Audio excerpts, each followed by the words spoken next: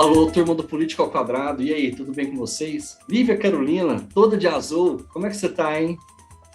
Oi, amigo, tudo bom? Tudo bem, gente? Hoje você tem alguns recados. Quais são, Lívia?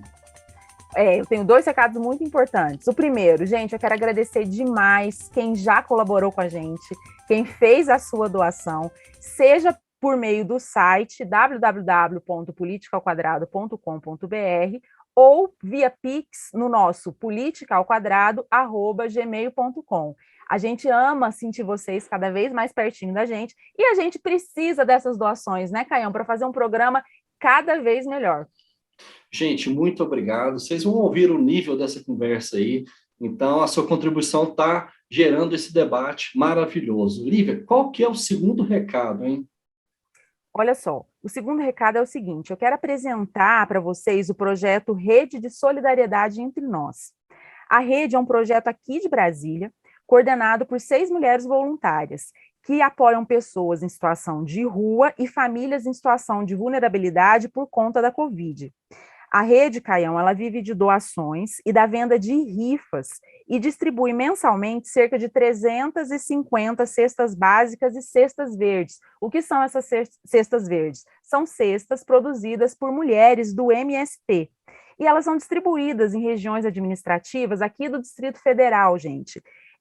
Tais como o Paranoá, o Itapuã e a Estrutural.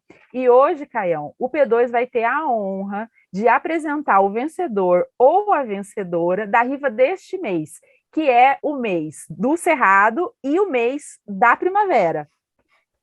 Massa, né? Tcharam! Olha só, se liga nos prêmios, deixa eu falar os prêmios, olha o nível.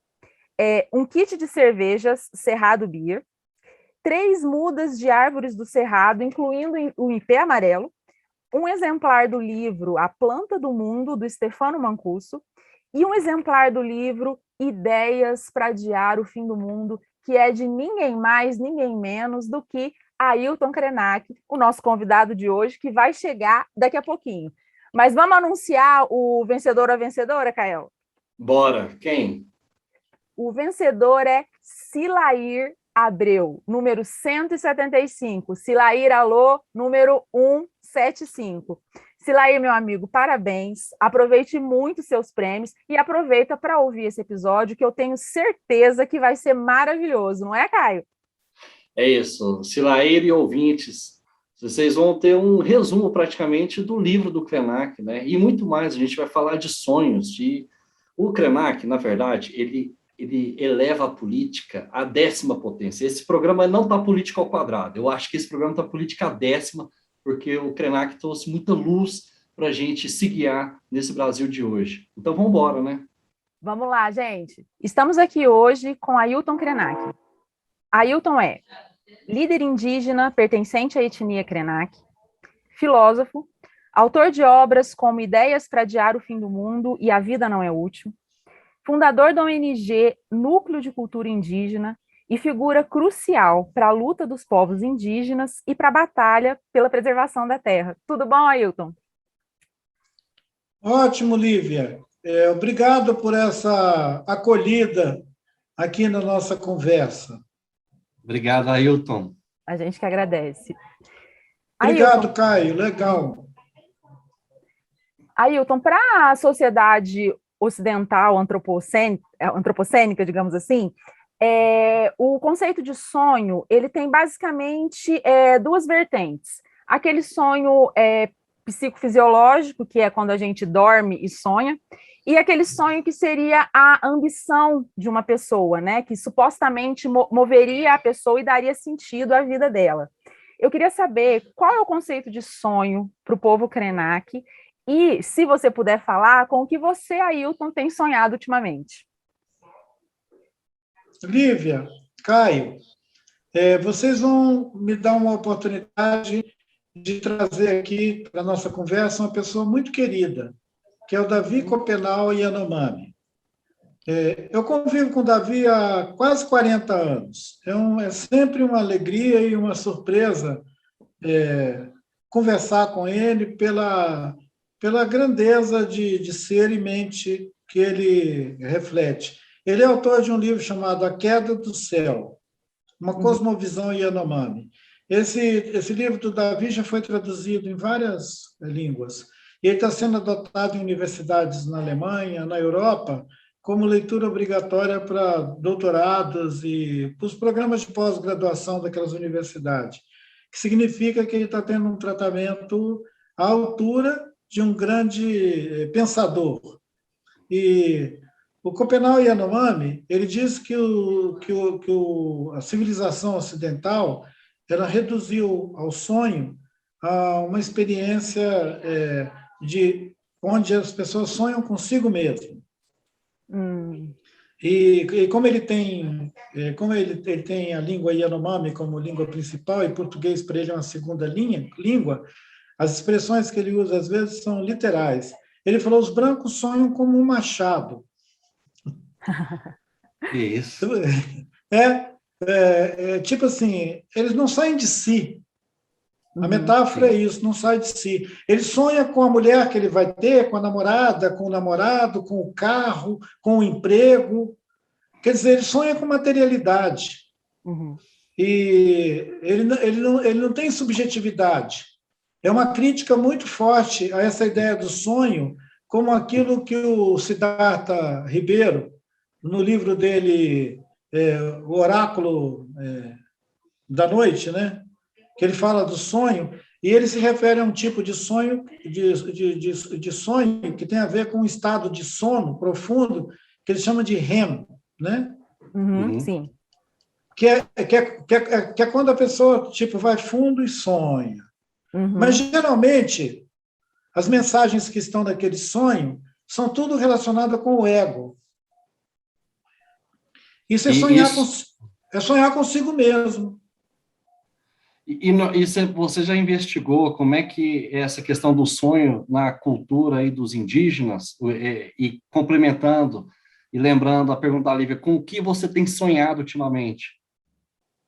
Então, são quase 3 perguntas numa só, né? Porque a Lívia fez a primeira questão e eu citei a frase do Davi Yanomami exatamente para a gente contextualizar a conversa do sonho.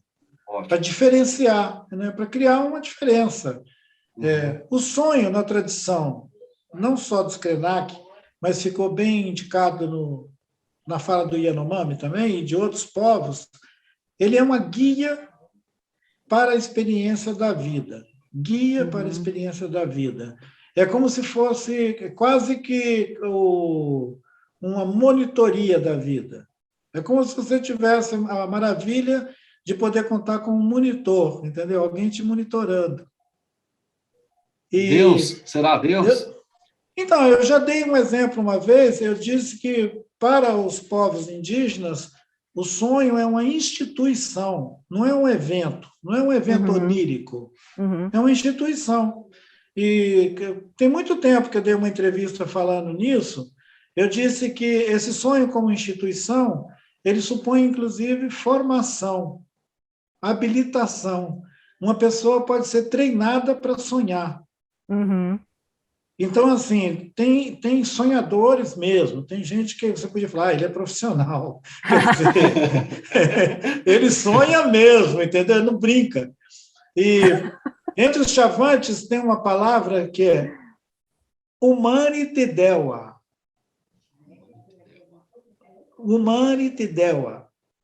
E esse prefixo humani é uma madeirinha, é um pedacinho de madeira, de uma madeira específica, de uma árvore específica, que é usado para fazer o brinco. Aquele brinco comprido, uma pecinha de madeira comprida que os chavantes usam na orelha. Uma pessoa vê um chavante usando aquele tronquinho na orelha, no máximo deve achar aquilo exótico, ou curioso, tipo assim, coisas de índio. Os índios botam esse tronquinho na orelha, deve ser alguma superstição dessa gente. Superstição dessa gente. Não é uma superstição. Porque quando o menino está ali com entre 9 e 11 anos de idade, um coletivo de meninos, um grupo de meninos da mesma idade, igual a turminha que vai para o colégio, eles vão para o colégio deles, que é um lugar onde tem água corrente, um remanso com água corrente. que pode ser no Tocantins, no Araguaia, pode ser no Rio Xingu, e no caso desses meninos que eu assisti, era num rio que passava dentro da reserva Chavante, lá na Serra do Roncador. Um riacho. E os meninos, em número grande, uns 60 meninos, entre 9 e 11 anos de idade, diferentes tamanhozinhos lá dentro d'água. A água, a altura assim, do peito. Sim. E os meninos ficam ali de madrugada. Tipo, 2 horas da madrugada, os padrinhos deles levam eles e botam eles dentro d'água. E eles ficam lá de pé dentro d'água, batendo com as 2 mãos no espelho d'água, e a água subindo, fazendo pequenas ondas. E os meninos põem a cabeça de um lado e do outro. Uhum. Eles estão molhando o lóbulo da orelha. Uhum. Eu perguntei para um daqueles padrinhos por que eles ficam dentro da água, imersos na água, batendo a mão e molhando a orelha. Ele falou, para amaciar o ouvido, amaciar a audição, educar a audição, para você aprender a ouvir, aprender a ouvir. Quer dizer, aprender a ouvir. Depois que eles passam por esse que não é só amaciar no sentido de tornar mais fácil de furar a orelha, eles têm a orelha perfurada e é instalado aquele umani, aquele... Tronquinho. Pronto, agora ele está com antena. Aquilo é antena de sonhar. Caramba! Que lindo isso! É uma antena de sonhar. E alguns deles vão ser pessoas normais, né? Assim como o Caio, por exemplo, mas alguns vão ser extraordinários, porque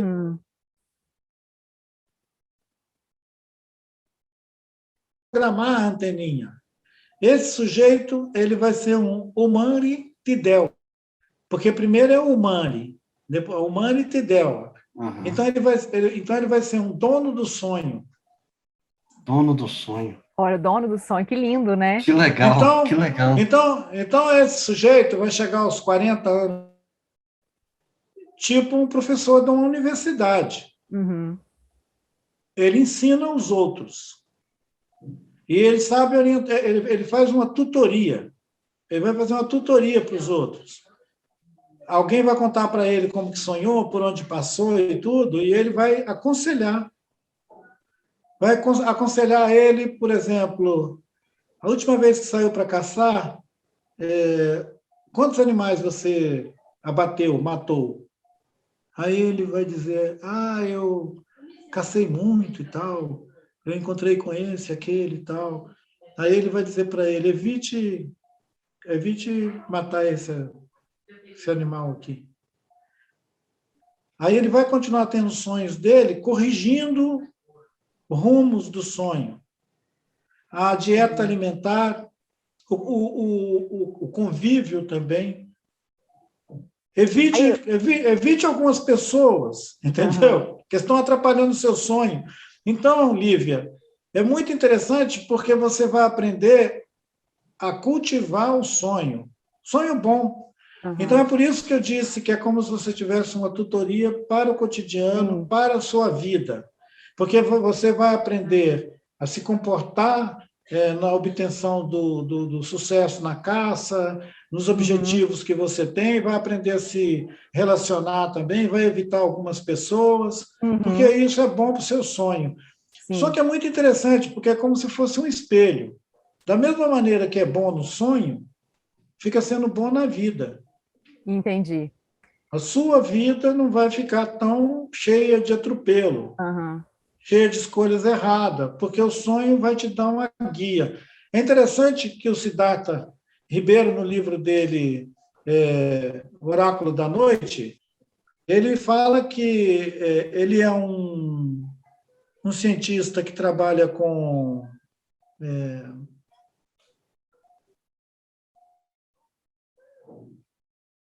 laboratório do sono, que é estudando a saúde mental. Sim. E o que ele diz é que uma pessoa saudável tem sonhos fluentes. Uhum. Então, coincide a experiência dos mestres de sonhar Sim, na tradição indígena com o que os cientistas, como chama mesmo essa especialidade de gente que estuda estuda o sonho e o sono, né?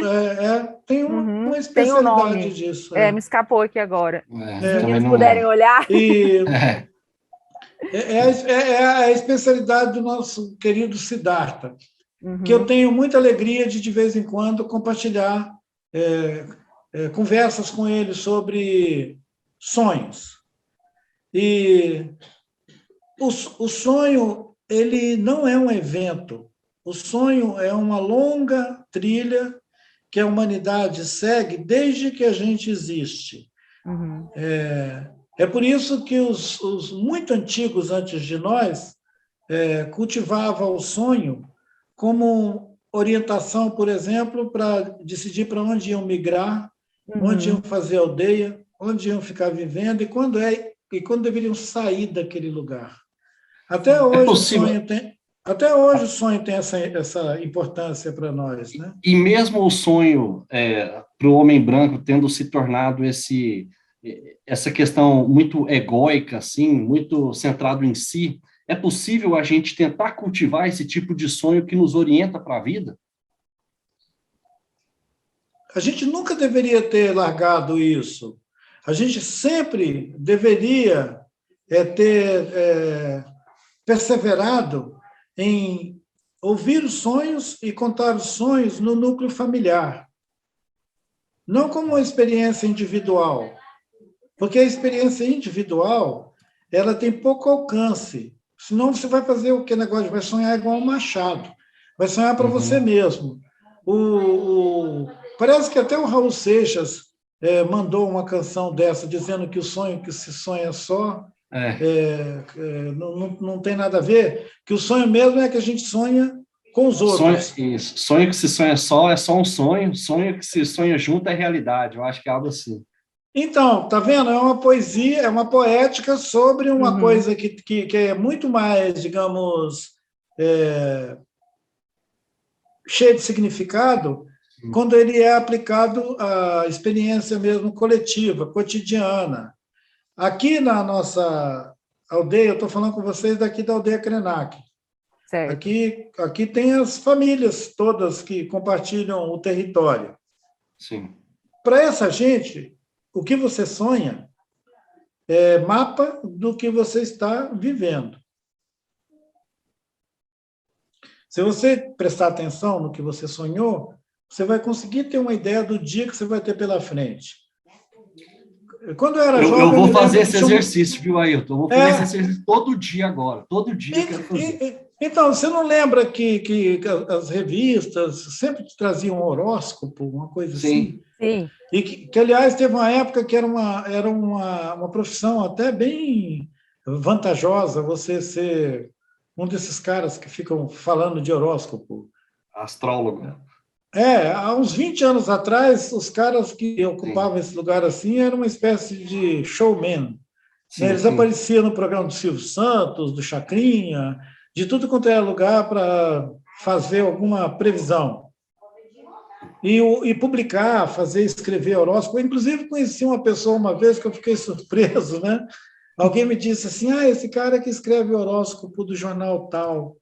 Eu falei, não acredito. Aí fui conversar com ele, eu falei, que papo é esse? Você escreve horóscopo? Ele, eu escrevo. Eu falei, mas qual é a sua fonte? Ele falou, não, o que eu faço é o seguinte, eu pego horóscopos publicados em outras épocas, em outros lugares do mundo, e traduzo tudo, entendeu? E publico aqui.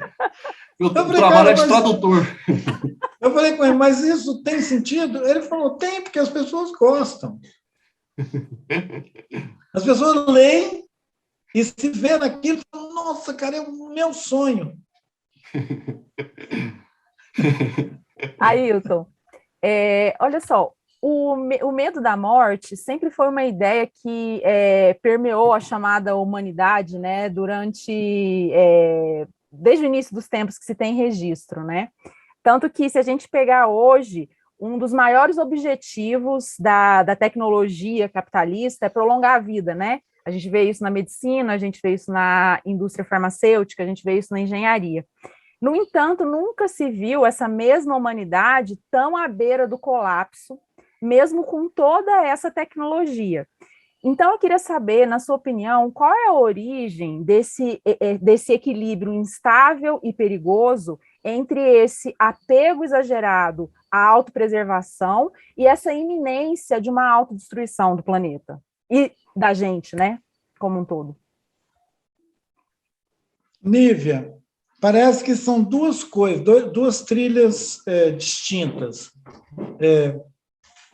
O medo da morte, que você disse que sempre foi um estado natural dos humanos, né, de ter medo de morrer, ele não foi, ao longo da nossa história toda, ele não foi igual.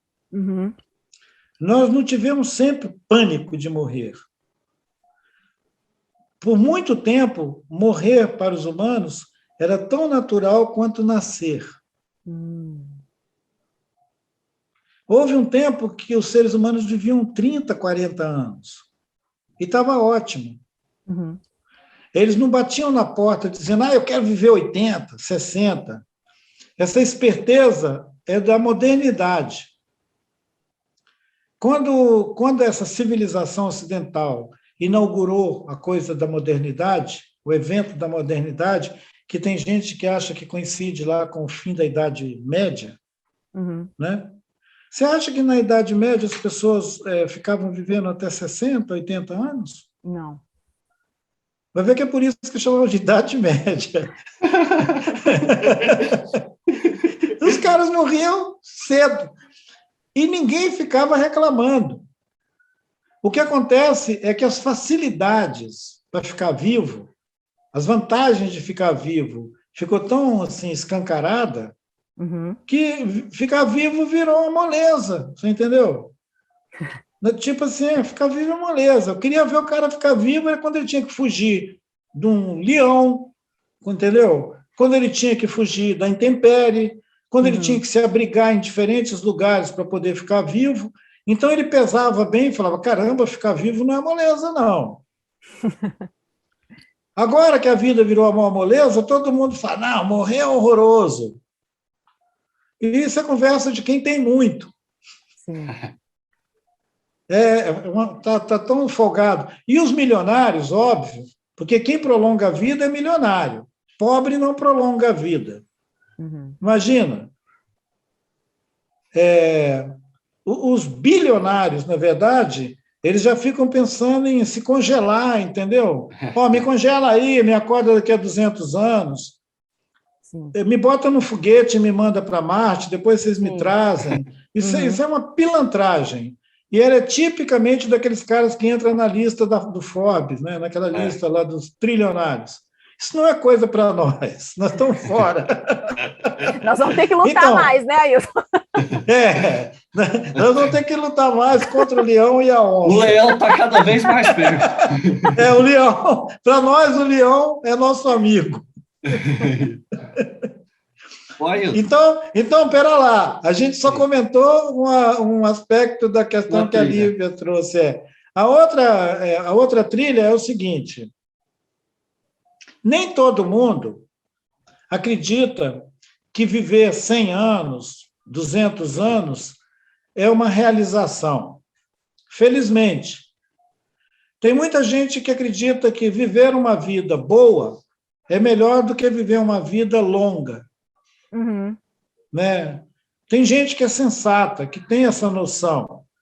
Ele quer ter uma vida onde ele se realiza-se socialmente, vive o sentido comum da experiência da vida, mas ele não quer virar um vampiro. Já pensou que coisa chata? Você chega numa festa, você está com 200 anos. Aí todo mundo vai você fala, o que essa praga está fazendo aqui? Né? Não tem graça nenhuma. As músicas que estão tocando, entendeu? é tudo nova, você não sabe nada, não tem nenhum costume, é sem graça demais. Então, a gente podia começar uma campanha que era viva o suficiente e não aborreça. Também, se a Ailton. gente vai vivendo muito, né? A gente vai vendo muita coisa também, né, Ailton? Tipo assim, nossa, eu tive que viver para ver isso, né? Ailton, eu vi que você foi lá no Provocações, falou com o Taz, mas eu acho que o Taz não te fez uma pergunta, que é a pergunta do Abu Janra, daquele programa que é o Provocações. O Abu Janra que criou aquele programa e ele sempre perguntava isso para todo mundo. E já que a gente acabou de falar da morte, eu quero lembrar desse grande homem que é o Abu Janra, né? E te fazer a pergunta que ele sempre faz para todos. Ailton, o que é a vida? A vida é indescritível. A vida é um maravilhamento. E outro dia eu estava comentando que a vida é selvagem. Aliás, isso é um ensaio que eu escrevi. Eu escrevi um texto com o título de A Vida é Selvagem. E esse texto ele foi admitido numa cátedra internacional que dá uma bolsa de pesquisa para algumas pessoas que não pretendem viver tanto assim, mas querem viver intensamente enquanto estiverem vivos. Uhum. E eu, quase que em primeira mão, estou dedurando para vocês que eu fui escolhido por essa cátedra. Uma cátedra para a América Latina é uma cátedra que se articula com universidades em vários países da América Latina, e no caso daqui do Brasil, ela é como se fosse um convênio internacional com a Universidade Federal de Minas Gerais e o Instituto de Estudos de Arte e Tecnologia, IEAT, Instituto de Estudos em Arte e Tecnologia da Universidade Federal de Minas Gerais. Então, eu me candidatei por aqui, fui selecionado para esse programa de bolsa e sou um pesquisador, então, de uma cátedra chamada CALAS, que eu espero... a cátedra Calas, bacana, né? Assim, Calas. Eu espero, inclusive, tomar uma tequila em Guadalajara para comemorar esse negócio. Vai tomar, com certeza.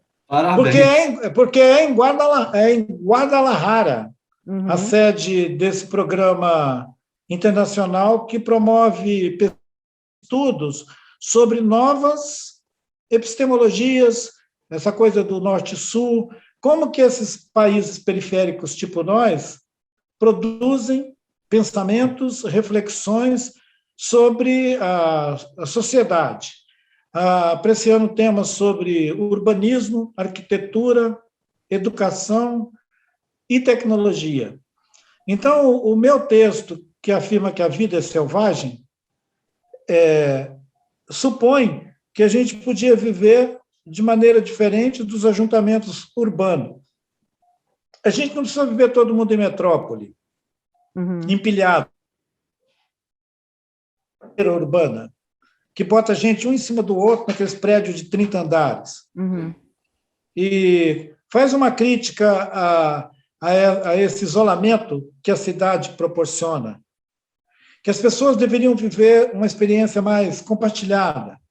E cabe, Ailton, 7 bilhões, cabe uma experiência compartilhada?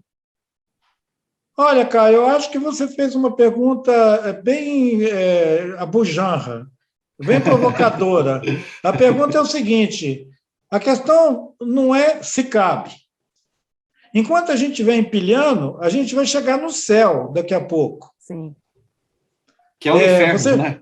É o inferno da metrópole. Você já escutou sobre a Torre de Babel, né? Sim. Então, assim, o céu é o limite. Se a gente quiser empilhar a gente, vamos empilhando. Daqui a pouco a gente é 20 bilhões. A questão é como você vai dar comida e abrigo para 20 bilhões de pessoas. Sim. Tá legal 7 bilhões e meio? Vocês gostaram? Que tal 15? Por que não 30?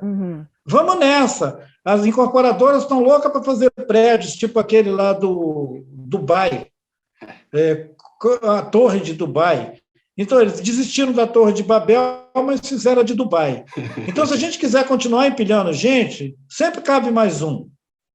A questão é que o planeta Terra está esquentando, aumentando a temperatura do planeta. Eu não sei se numa conversa tão simpática dessa, eu não vou aborrecer vocês dizendo que a Terra está com febre.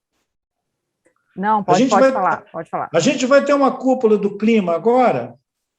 Uma das questões centrais é como desaquecer o planeta. Nós estamos derretendo as calotas polares. Tem regiões que eram geladas, que agora está virando terra, está virando solo de volta. Tem gente que está achando isso bom. Eu fiquei surpreso de saber que a Rússia acha bom degelar a calota polar, porque eles vão ter mais terra, eles vão ter mais território, vão ter mais lugar, inclusive para a agricultura, que é um lugar gelado. Mas como Deus dá, Deus tira, Deus dará, o negócio é o seguinte, a Amazônia vai virar um deserto. Então, assim, você puxa a coberta, tampa o pé de um e destampa a cabeça do outro. Tem uma previsão que em 2035, se a gente não parar de esquentar o planeta, a Amazônia pode virar um Pantanal estragado. Não é um Pantanal bonito, é um Pantanal estragado. Porque como é uma região muito úmida, e ela está no caminho das formações, inclusive desses ventos, dessas nuvens e umidade que vem do oceano, essa umidade vai continuar passando por ali, só que ela não vai mais passar num lugar onde tem uma floresta que faz fotossíntese, que produz oxigênio. Ela vai passar em cima de um bagaço de floresta, que vira pântano. Eu não quero morar num pântano. Né? E se a previsão do ecossistema planetário é dar uma torcida, significa que tem muita gente que está curtindo nos trópicos agora, que vai ficar no deserto. Tem muita gente que está usando aquele chapeuzinho russo, bacaninha, que vai levar um solão na cabeça, entendeu? Que vai lascar, eles vão usar um chapéu depois, Panamá. Imagina, você está andando em Moscou, um cara com chapéu Panamá. Quer dizer, o mundo da moda está ferrado. Né? Ao invés de você vender aqueles turbantes, você vai ter que vender chapéu Panamá para os russos. Bom, pelo menos é um castigo por eles terem se alegrado com o negócio do degelo, né? A gente até podia prever o seguinte: quem se alegrar com o degelo vai ter que se lascar depois com o calor. Fazer uma troca, né? Ailton, você começou falando de vida e depois agora falou sobre desequilíbrio, né? E a gente está vivendo um período no mundo todo de um desequilíbrio sanitário completo, né? E um período que a morte parece que nos ronda, a gente falou de morte também, né? Eu queria saber, na sua concepção, o que significa essa pandemia do novo Covid-19, como você interpreta ela ter ocorrido justamente nesse momento, com todo esse contexto sobre o qual você já falou aqui? A pandemia é apavorante, né? Eu não encontrei nenhuma pessoa sensata que tenha considerado que a pandemia é um evento natural. Todas as pessoas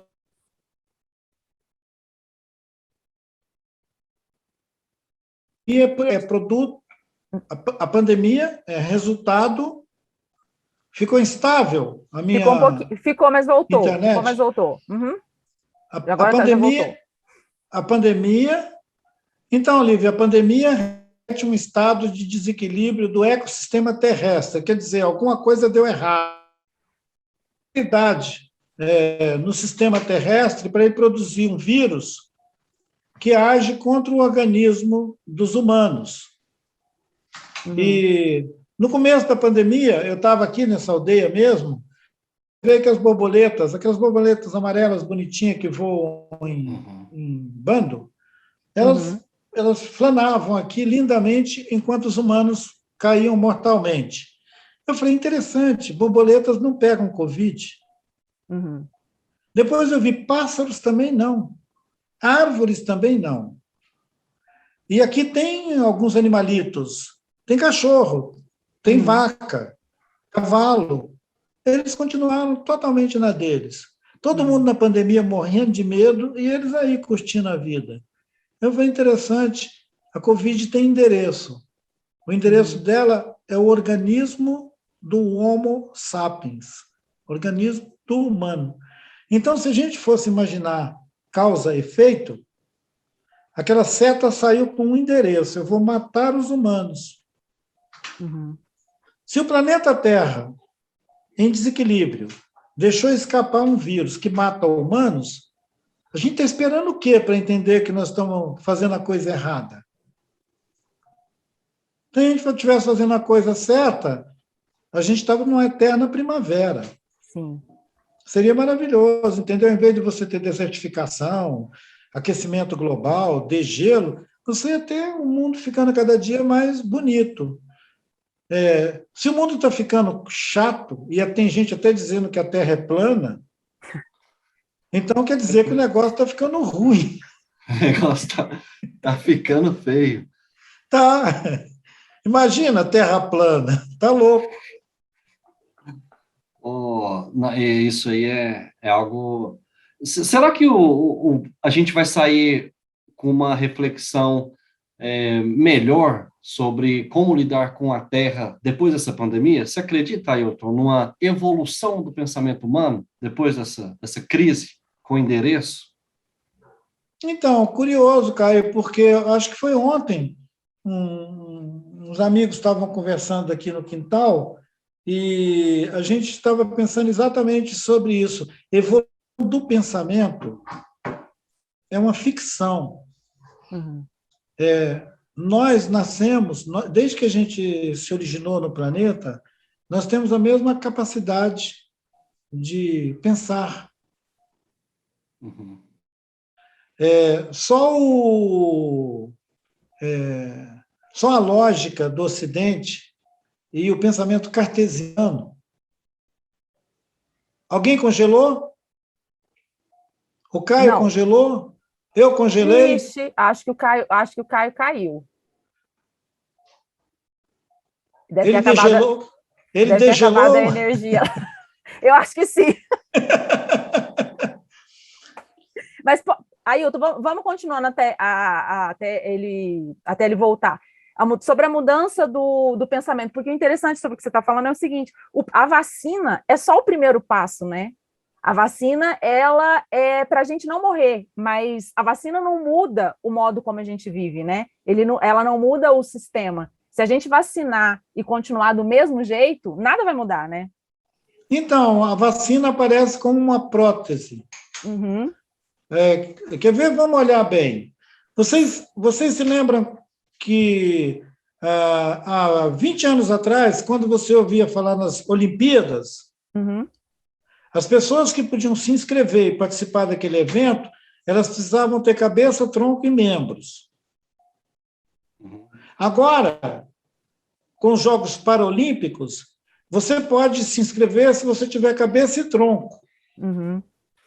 Sim. Você pode ter prótese que faz você correr, andar, saltar, pular, puxar, pegar. E isso é elogiado. Tem um elogio sobre isso. É como se a gente estivesse criando uma narrativa sobre nos tornarmos ciborgue. Se a gente tiver que substituir a metade do nosso corpo, nós vamos continuar por aí acelerando. Eu estou falando nos termos do que você disse, que a vacina vai nos tirar do dano e nós vamos continuar escapando. A prótese vai nos tirar dos danos e nós vamos continuar escapando. Alguém que estiver me ouvindo pode dizer, nossa, mas que crueldade o Ailton comparar a questão da vacina com uma prótese de alguém que precisa de uma perna ou de um braço para continuar exercendo sua sociabilidade, sua capacidade de engajamento competitivo e tudo. Mas isso reflete o pensamento dos humanos. O pensamento dos humanos é não admitir limite à experiência da vida. Não admitir limite. E a vida mesma, ela não é alguma coisa que a gente se apropria dela. A vida nos atravessa. A experiência da vida que está em mim e que ela já esteve em outro lugar. Você já foi borboleta, árvore, pássaro, terra, montanha, vento, sol, nuvem. Isso deveria ser maravilhamento. Essa ideia é muito linda. Só que tem gente que é tão egocêntrica que acha que ou a vida está em mim ou não está em lugar nenhum. Sim. Alguns malucos acham, inclusive, que se a vida não for dele, ele pode apertar um botão e fazer o relógio do fim do mundo dar uma volta. Aliás, está tendo agora um curso aí, botando Noam Chomsky para falar sobre o relógio do fim do mundo.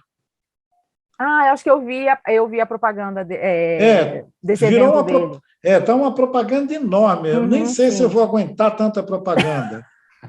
Já enjoou, né, Ailton? Ailton. Mas a ideia é que tem aquela história do relógio do fim do mundo, né? A imagem é tipo assim, às vezes fica faltando 5 minutos, ele pode ficar 10 minutos, depois ele pode ficar 15 minutos. Quanto mais a gente apronta, mais pertinho desse tal de fim do mundo a gente fica. Eu procurei entender qual que era o assunto. O assunto é o seguinte, quando começou a corrida armamentista, todo mundo querendo fazer míssil, os cientistas viram que a gente estava correndo o risco de ir para um evento extraordinário, onde algum maluco ia desencadear uma série de explosões nucleares e que a gente ia acabar com a vida dos humanos aqui na Terra e com outras espécies também. E foi a primeira vez que eles cogitaram de que o humano podia azarar o planeta, que é o antropoceno, que é o que você começou me perguntando sobre essa incidência, a incidência do modo humano de estar na Terra, exterminando outras espécies. Você viu que todo ano tem uma lista de espécies em extinção? Sim. Eu falei, durante a pandemia, eu falei, daqui a pouco nós vamos entrar na lista. Porque lá está o lobo-guará, a ararinha azul, eles vão botar o Homo sapiens na lista de extinção. Sim. A hora que a gente entrar na lista de extinção, é capaz que ainda vai ter algum maluco que vai achar, não, o que é isso? Vamos tomar uma vacina. Uhum. Tem um grupo de pesquisadores que, durante a pandemia, concluíram uma publicação muito interessante que fala sobre a pandemia como uma nova experiência global para a humanidade. Que a pandemia não é um evento que vai passar. A epidemia se instalou como um evento que vai se repetir cada vez mais, exigindo mais vacina, mais controle sanitário, até o ponto da gente nem voltar mais a ter convívio. A gente andar por aí, cada um numa cápsula. Isso não é ficção científica. Sim. E, obviamente, que nós vamos viver uma sociedade do controle. Aliás, fazer uma propaganda. Eu estou participando de um episódio que vai passar na GNT, acho que é GNT, episódio que chama Sociedade do Cansaço. Uma série, Sociedade do Cansaço. E eu estou participando de um episódio onde a gente fala sobre um tipo de humanidade que chegou a tal ponto, obcecado pelo consumo, né, que ela não consegue mais ter um pouco de sossego, de acalmar-se um pouco. Como se ela já tivesse perdido a capacidade de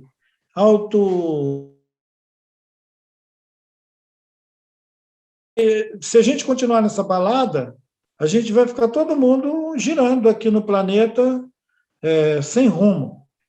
Ailton, por um lado tem esse pessoal que é vidrado e psicado, né, a palavra dos jovens, na questão do consumo, mas é uma pequena parte da sociedade global, porque boa parte dela está em condições de vida deploráveis, né? E pegando aqui no Brasil, eu quero até fazer um paralelo com um programa que a gente teve aqui. Quem veio aqui recentemente foi o Aldo Rebelo, aquele que foi ministro, etc., né?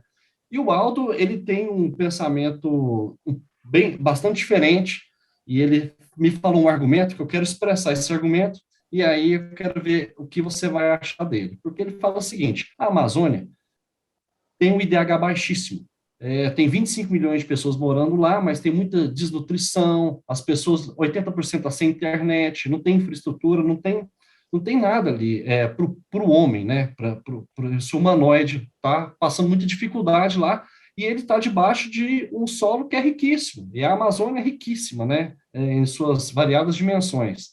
E ele levantou a ideia de, por exemplo, o Brasil tem a maior reserva de diamante do mundo, que é justamente na reserva Roosevelt, se eu não me engano, e não exporta diamante. E tem outros países muito pequenos que exportam, etc. Ele falou, por que que a gente não pega? Porque as riquezas do subsolo são riquezas do Brasil, são riquezas da nação. Por que a gente não pega, o Estado faz uma concessão, faz um controle, faz algo totalmente legalizado, assim, e reparte essa riqueza que está lá com os índios, obviamente, com os ribeirinhos, com os municípios, com as universidades, com as pesquisas, etc., para a gente desenvolver a região, já que as pessoas têm o direito ao desenvolvimento, porque os índios, na visão dele, não querem voltar para o neolítico, não querem viver no neolítico. Ele fala que as pessoas também querem ter acesso à internet, acesso à tecnologia, acesso a conhecimento. O que você acha dessa fala do Aldo Rebelo?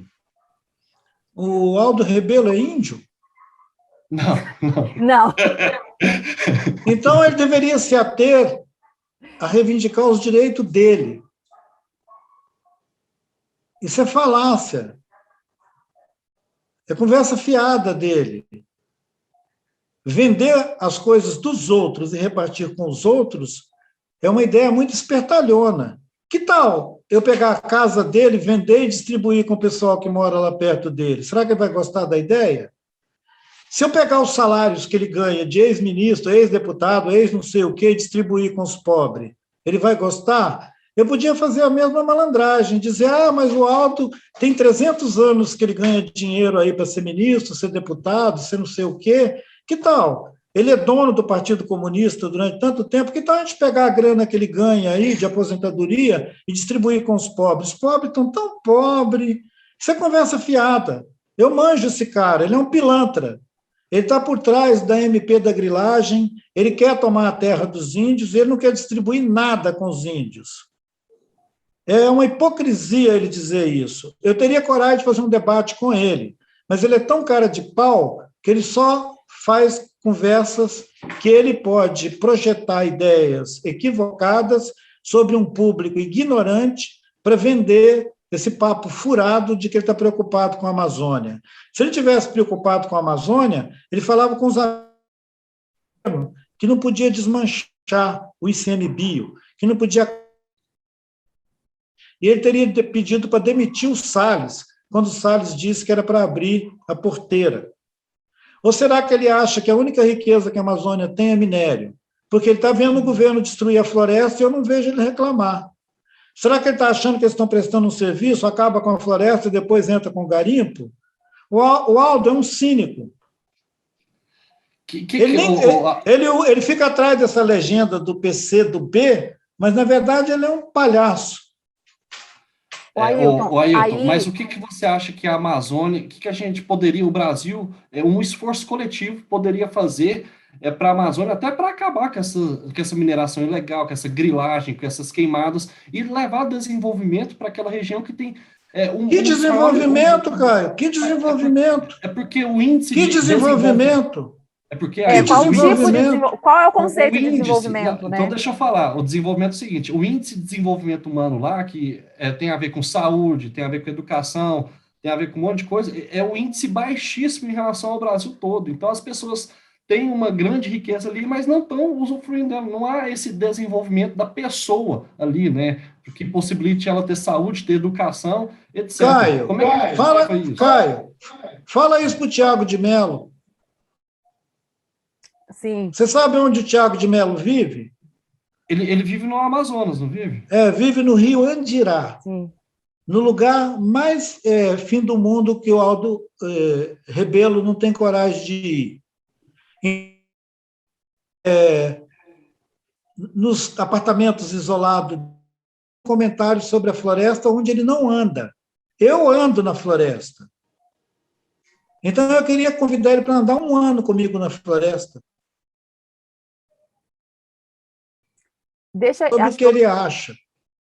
Deixa eu só fazer Decididamente, chama ele para a gente fazer um debate que eu vou mostrar para vocês que ele é um mentiroso.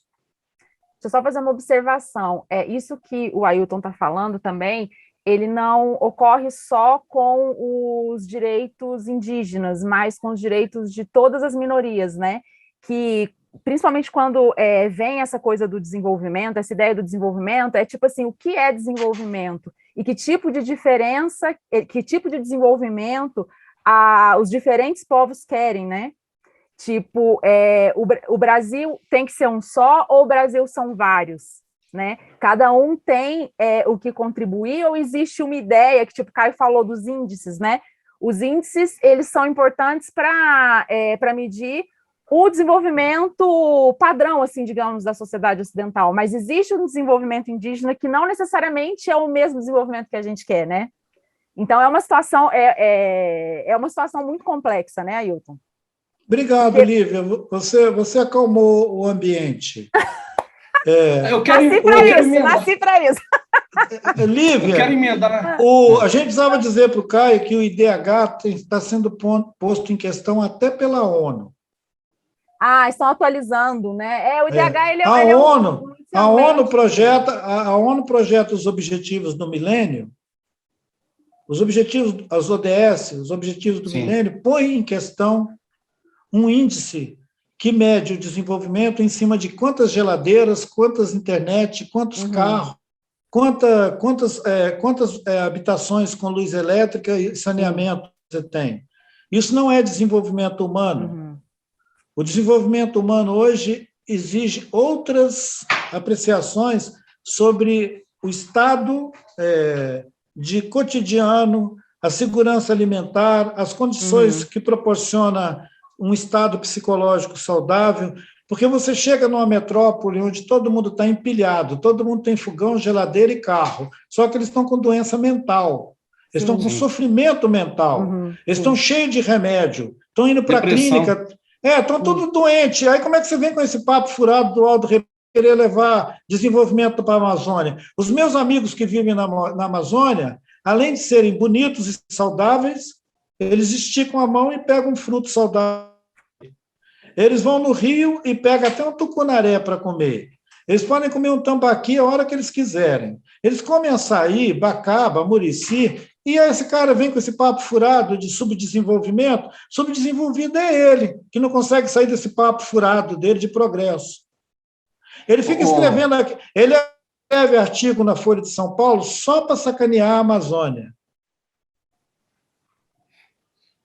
Ailton, eu quero até aproveitar então e perguntar o que você entende pelo conceito de Brasil. O que é Brasil para Ailton Krenak? Olha, outro dia um amigo me disse que o Brasil é o único país do mundo que tem o nome de uma commodity. Ai, meu Deus. É o pau-brasil. Ô, meu pai, ô destino. Estamos condenados, então? Bom, enquanto a gente estiver nessa esquizofrenia de uma metade achar que o Brasil é verde, a outra metade achar que o Brasil é azul, e a outra metade achar que o Brasil é não sei o quê, como é que a gente vai dizer que nós temos um consenso sobre alguma coisa? Então, se for para forçar a barra, a gente pode fazer o discurso que a gente quiser, mas se for para a gente ser honesto, a gente vai dizer que nós, por enquanto, ainda estamos por acontecer. Teve um personagem da nossa história que diz que o Brasil tem um passado muito longo no seu futuro, ou pela frente. O Brasil tem um longo passado, o Brasil tem um grande passado pela frente. E deve ter sido o Milor, porque tem um senso de humor maravilhoso que me salva de vez em quando de algumas encruzilhadas. Essa, por exemplo, olha, toda tentativa de definir o Brasil é pretensiosa. Toda tentativa de definir o Brasil, nem os grandes estudiosos como aquele outro lá, o Caio Prado, né? Caio Prado, não é isso? Caio Prado. Raiz do Brasil. Sérgio Buarque. Sérgio Buarque, todos esses grandes historiadores moldura para caber o Brasil lá dentro. Sobrou Brasil pelas beiradas, sobrou coisas que eles não viram. Então, assim, não tem fotografia que cabe o Brasil. Ele é continental, ele é imenso. E é um equívoco querer continuar com esse discurso de colonizador português, que o Brasil é isso, que o Brasil é aquilo. Né? Nós somos pluralidade. Aqui tem árabe, aqui tem japonês, chinês, coreano, aqui tem turco, né? Tem os salins todos andando por aí. Tem um monte de português também. Tem espanhol, tem holandês, tem francês e tem os povos indígenas. O problema é que, de vez em quando, tem um sujeito que quer falar mais do que os outros e diz, não, o Brasil se escreve com Z. Ailton, eu vou te fazer uma pergunta, mas antes só uma observação sobre o desenvolvimento também a respeito do debate que a gente teve. Mesmo se a gente tivesse uma definição única do que é desenvolvimento, né, todas as pessoas, todas as minorias, esse desenvolvimento ele tem que ser repensado, porque o planeta não aguenta. Então, por exemplo, a gente tem que ter uma noção de que coisas que os países, por exemplo, o Brasil, né, muitas vezes as pessoas ficam falando, não, o Brasil tem que explorar todos os recursos porque ele tem muito recurso, ele tem que ser rico porque os outros países são desenvolvidos, a gente não é. Mas, assim, o planeta não aguenta, né? A gente tem que ter a noção de que o desenvolvimento correto é o desenvolvimento que o nosso planeta consegue alcançar. Não adianta a gente ficar pensando assim, mas a pessoa tem carro com ar-condicionado, a pessoa tem piscina, a pessoa viaja 5 vezes por ano. Se o planeta não aguentar, amigos, nós não vamos poder fazer isso, né? E baseado nisso que eu falei, o seguinte, eu li o seu livro, o Ideias para Adiar o Fim do Mundo, e recomendo, ouvintes, todos vocês para ler, e eu queria que você Eu recomendo também o A Vida Não É Útil. Sim. Lindo livro, provocador demais, muito bom. E eu queria, Ailton, que você desse uma ideia, 2 ideias para os nossos ouvintes de como adiar o fim do mundo, mas eu queria que você falasse um pouco também da ideia de que a gente não pode se enxergar como separado da Terra, como se a nossa vida fosse uma coisa e a Terra fosse um recurso, porque esse é um conceito que, para mim, é até uma poesia, é até um escrito poético seu, digamos assim, de tão bonito que eu acho, de tão verdadeiro que é também. Obrigado, Caio, Lívia, por vocês citarem os 2 livrinhos. Tanto em Ideias para Adiar o Fim do Mundo, quanto A Vida Não É Útil, eu refleti durante a pandemia sobre esse abismo cognitivo que nós todos no mundo fomos jogados. O professor Boaventura Souza Santos ele tem um conceito que ele chama de linha abissal, que seria uma linha invisível que separa o norte do sul. E a Lívia se referiu à ideia do desenvolvimento e os países que são desenvolvidos, que a gente pode querer imitar eles. E que a Terra tem limite, não dá para imitar todo mundo. Me lembrou também que essa questão foi posta por Mahatma Gandhi. Final da década de 40, antes dos anos 50, um jornalista inglês teria perguntado para o Mahatma Gandhi se na Terra haveria o suficiente para todo mundo ter acesso a tudo, a alimentação, a saúde e tudo, questionando a superpopulação da Índia, porque naquele tempo a Índia já era um país superpopuloso. Só que agora é o planeta Terra que virou uma Índia. Com 7,5 bilhões de pessoas, nós somos todos Bangladesh. Uhum. O pessoal botava I love you New York, não é isso? Sim. Então agora a gente tem que fazer I love you Bangladesh, porque o planeta virou Bangladesh. Para todo lado que você olha, tem um cara pisando em cima do outro. Nós estamos empilhados, literalmente. E a pergunta ao Gandhi era, dá para todo mundo? E o Mahatma Gandhi disse, só o necessário. A Terra pode nos suprir do que é necessário. Então, o que o Gandhi estava dizendo é que esse organismo vivo da Terra, a nossa mãe, ela é capaz de nos prover do necessário. Mas a gente não pode virar a mão e achar que ela é uma plataforma extrativista, um almoxarifado, que a gente pode saquear ele para distribuir aqui fora. Que é um pouco a ideia do nosso colega lá que quer saquear a Amazônia para distribuir com alguém. Dos outros, desconfie da... O Gandhi disse, há o suficiente, mas somente o necessário. Se você quiser ter um Rolls Royce, uma casa na praia,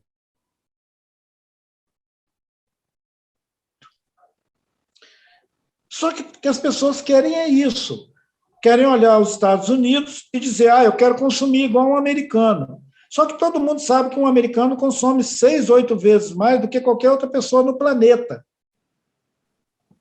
Nem na Europa o consumo é tão escandaloso quanto dentro dos Estados Unidos. Um italiano não consome igual um americano. Aí você fala, mas a Itália é rica. Tá, mas eles têm um pouco de educação. E parece que o princípio da educação é você ter a boca menor um pouquinho do que o tamanho do mundo. Tá certo. Só para complementar também, mas essa ideia do desenvolvimento, assim, também, é para prover a dignidade mínima para todo mundo. Mas, assim, esse padrão americano, ele traz infelicidade, esse excesso de consumo, as pessoas estão piradas, como o Ailton falou. Agora, a grande questão é como é que a gente assegura que as pessoas do Brasil não vão passar fome, que as pessoas vão ter dignidade e tal. Então, essa é uma questão complicada. A gente não quer ser Estados Unidos, a gente quer ser Brasil, um país rico que provê dignidade para todos. Caio, ironicamente, se você olhar o mapa da fome, você vai ver que ele não está nas regiões que a gente chama de subdesenvolvida do nosso país. O mapa da fome vai te mostrar que ele está nas grandes metrópoles, nas favelas.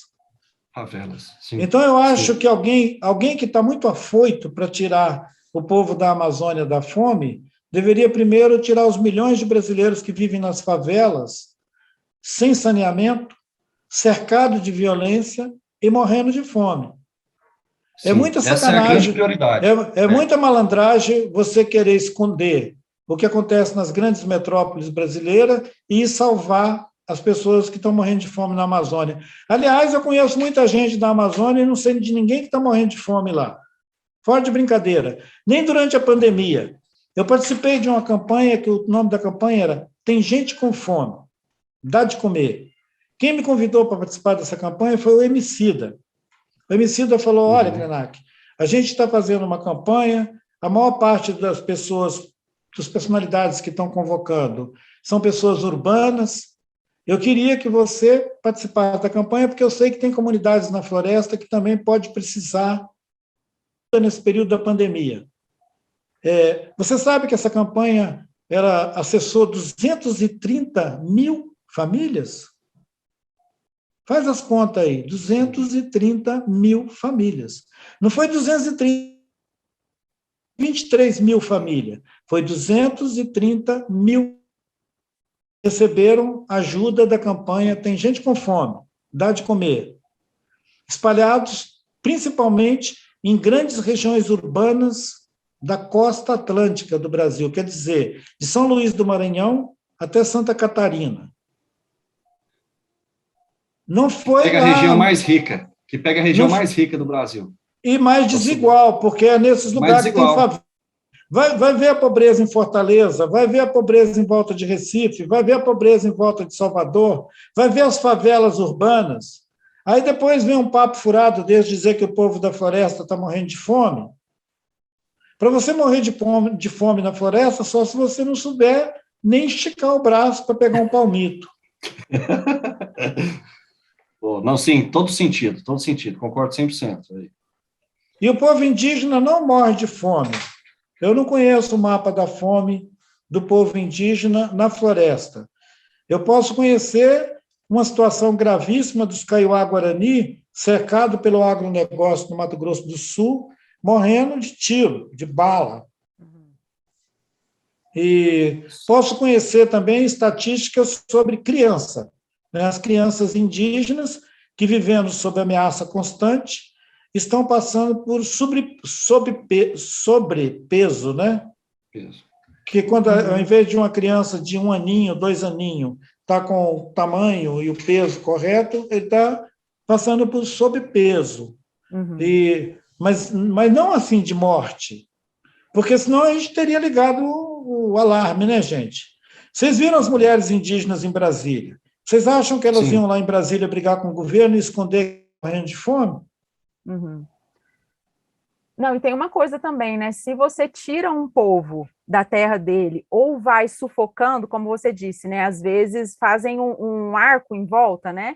E se você bagunça o estilo de vida deles e traz eles para outra realidade, é muito provável que eles vão ter muita dificuldade para viver, né? Então, assim, tem isso também. Mas aí, se você asfixia a pessoa pode morrer. Sim. É isso que a pandemia está ensinando para a gente. A gente precisa de respirar. Sobre isso, vou até indicar para os nossos ouvintes um documentário muito bom chamado Martírio, que mostra a realidade dos Guarani Kaiowá lá no Mato Grosso. Do Vincent Carelli. Muito bom. Muito bom mesmo. Legal, Caio, você lembrar do... Ô, Caio, acabou a luz em Brasília? Acabou. Aqui, eu moro no Varjão. Isso, aqui na Asa Norte acaba muito também, mas aí não acabou não, pode ser que acabe, né? Eu estou longe do plano piloto, eu estou longe do avião, aí longe do avião as turbulências são maiores. Não, como eu falei, né, antes da gente começar, aqui em Brasília está tudo caindo, menos o que deveria cair, né? Mas enfim, Caião, vamos chamar o Ailton para o nosso desafio? Momento Jânio Quadros. Então a gente pode cantar cai, cai, balão, cai, cai, balão. Quem sabe chama, né? Ailton, esse é o Momento Jânio, que é o quadro fixo do nosso programa. Seguinte, como você sabe, o nosso ex-presidente Jânio Quadros, ele tinha o singelo hábito de se comunicar oficialmente por meio de bilhetinhos escritos à mão. Qual que é a proposta? Eu quero que você imagine que você, Ailton, foi eleito como presidente da República, hoje, setembro de 2021, e que você escolha uma pessoa para mandar uma mensagem. Essa mensagem pode ser uma bronca, pode ser uma ordem, pode ser um elogio, pode ser um agradecimento, pode ser uma oferta de cargo no seu governo, pode ser um pedido de socorro, qualquer coisa. E, claro, você vai ter que dividir com a gente tanto o conteúdo quanto o destinatário do nosso bilhetinho. Lembrando que o Cledson Júnior, do movimento Coalizão Negra por Direitos, que teve no nosso programa, o Momento Jânio dele, Ailton, foi um bilhetinho para você, te convidando para ser o ministro do meio ambiente dele. É mesmo. Ailton, todo mundo que vem aqui... Nossa, gente! Foi. Todo mundo que vem aqui no Política ao Quadrado tem o seu... se torna presidente por um bilhete, você vai falar o seu bilhete, a gente vai transcrever e colocar no nosso site o seu recado. Vocês me pegaram agora. Porque, na verdade, eu fujo em todas as direções, até no imaginário, de cair nessa cilada de ser presidente da República. E talvez o bilhetinho que eu escreveria seria para o próprio Jânio. Sim. Dizendo para ele: presidente Jânio, por que você nos largou nessa fria? Vai que ele te dá alguma dica, né? Ailton, muito obrigada por ter vindo até aqui ao nosso estúdio virtual. Como eu disse, o Cledson citou você, acho que foi no nosso terceiro programa, esse é o programa que você está, é o de número 36, ou seja, você está na nossa mira faz muito tempo, a gente estava querendo trazer você aqui, já fazia muito tempo, então eu agradeço muito por essa conversa maravilhosa. O critério que a gente usa para convidar as pessoas para vir até aqui são pessoas que, na nossa avaliação, elas estão ajudando a pensar o Brasil, né? parafraseando um pouco seu livro, a gente escolhe pessoas que a gente acha que estão ajudando a adiar o fim do Brasil, nesse momento tão difícil que a gente está vivendo. E no seu caso, eu percebi assim que falar com você não é só falar só pensar o Brasil, ou só pensar ideias sobre como adiar o fim do mundo, mas é também falar sobre a vida, né? E esse conceito que você disse, que a vida ela não é minha, ela não é sua, a vida ela está passando pela gente, né? É um conceito muito maravilhoso, né? Então, assim, eu queria te agradecer por ter vindo até aqui, apresentado essa vida que, diferente da gente, diferente de todos os nossos regimes políticos, diferente de todos os nossos sistemas econômicos, que a gente vai acabar, essa vida, ela está aí passando, né? E antes de terminar, eu queria ler um trechinho de um texto do Drummond, que eu sei que você gosta muito dele, eu gosto muito também, o Caio também gosta, e eu vi uma entrevista que eu vi, você chamando o Drummond de meu escudo invisível. Eu achei lindo também. O texto é um texto de 1962 e ele chama O Fim do Mundo. Abre aspas. Não se sabe ainda se o mundo acabou realmente no sábado, como for anunciado. Pode ser que sim, e não seria a primeira vez que isso acontece. A falta de sinais estrondosos e visíveis não é prova bastante da continuação. Muitas vezes o mundo acaba em silêncio ou fazendo um barulho leve de folha. É possível que a previsão dos astrólogos indianos não tivesse base e que o mundo atual dure muitos anos. Acredito mesmo que é cedo para ele morrer, se apenas está nascendo e nem sabe ao certo como é ou será. Um beijo, Ailton. Obrigada. Muito obrigado, Ailton. O Drummond é maravilhoso. Sim. E o tema do Drummond. O mundo está sempre nascendo. E a ideia do mundo, talvez ela seja, em nós, os humanos, alimentada pelo sentido da vida. O sentido da vida. Não a vida em mim, a vida. Uhum. E é isso que o Drummond está dizendo, que a vida está sempre nascendo. Sim. É tão maravilhoso isso, porque a gente definitivamente deixa de ter problema com a morte. Sim. E passa a ter um assunto com a vida. É maravilhoso. É maravilhoso. Obrigado de lembrar o Drummond. E eu invoco ele como escudo mesmo, numa boa. Aquele poema dele, O Homem e Suas Viagens, é o que mais me socorre. Uhum. Principalmente agora que tem esses bilionários passeando em órbita da Terra. E ele é profético, né? Porque Sim. há 50 anos atrás ele falou que esses malucos iam sair dizendo para o seu invento dócil, o invento dócil e obediente, vá para Marte. Quer dizer, dizendo um foguete, né? Você vai dizer essa tecnologia, ele já sabia que ia ter essa tecnologia toda, você aperta um botão, essa coisinha dócil que você aperta o botão, fala com ele, agora liga, desliga, vai para Marte, tira foto, fotografa o cosmos, volta. Aquela ideia de que depois de circular por várias órbitas, finalmente o humano inventa de querer ver o que tem dentro do Sol. Aí ele vai dar voltas ao Sol. Sim. E com um sentimento totalmente snob, vira e fala que o Sol é um touro espanhol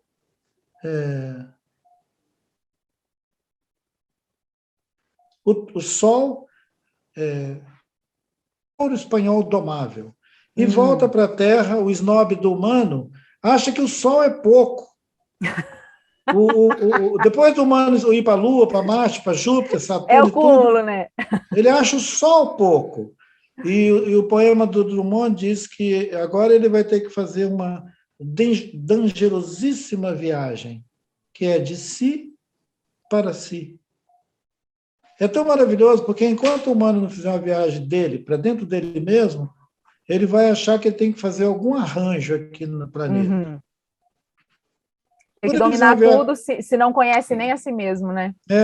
quando fizermos essa viagem dangerosíssimas, de si para si, no dizer do poeta,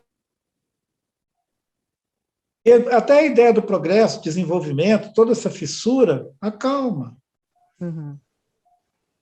Gratidão Tá por certo. vocês terem me convidado. Eu, na verdade, resisti, porque às 19 horas, é assim, quando eu já estou, depois de Marrakech, Nossa, a gente também, sexta-feira, é difícil demais.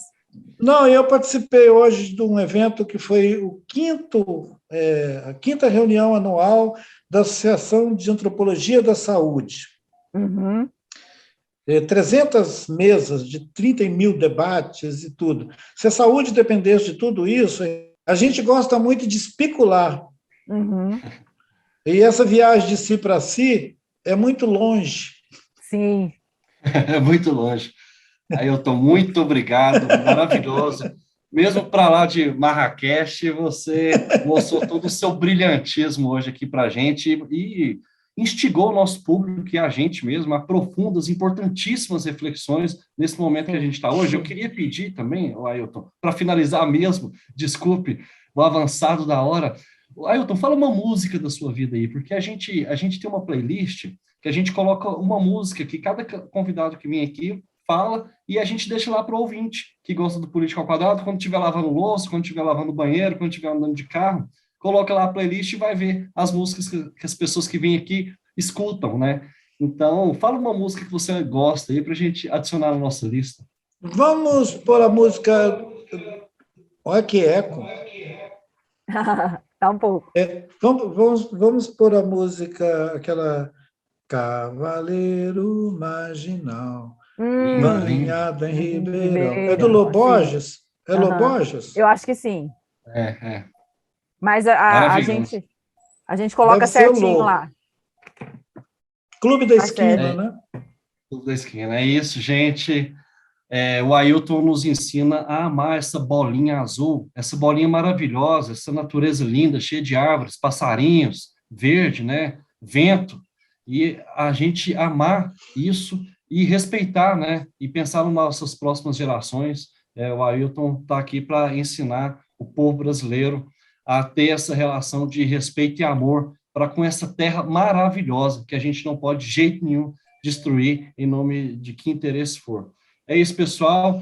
Continuem seguindo a gente nas redes sociais. A gente está no Instagram, no Facebook, no YouTube com os cortes, está também no Twitter. Um grande abraço. Beijo, gente. Política ao Quadrado é uma produção independente ao quadrado. Ajude a gente. Acesse apoia.se/política_2. Apresentação de Lívia Carolina e Caio Barros. Técnica e vídeo, Cauê Pinto. Edição e mixagem, Bruno Rossetti. Produção, Germano Neto. Eu.